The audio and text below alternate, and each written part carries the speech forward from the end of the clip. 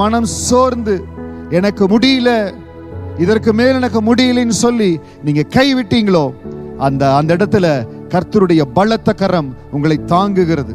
அவர் பலப்படுத்துகிறார்.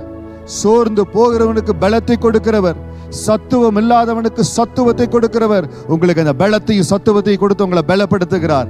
கர்த்தருடைய பலன் இன்றைக்கு உங்களை நிரப்புகிறது. உங்களுடைய தூரம் வெகு தூரம். உங்களுடைய எதிர்காலத்தில் நீங்க செய்ய வேண்டிய காரியம் பயங்கரம். தொழில நீங்க கட்ட வேண்டிய தூரம் ரொம்ப தூரம் இருக்குது. வேலையில கர்த்தர் உங்களுக்கு உயர்வை கொடுக்க போறார்.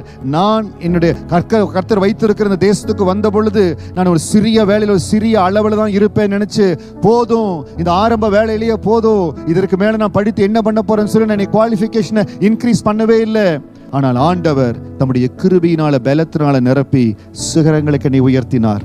அதே ஆசீர்வாதம் வார்த்தை கேட்கிறவங்க ஒவ்வொருவர் மேல கடந்து வரும். நீங்க செய்ய வேண்டிய பிரயாணம் வெகு தூரம்.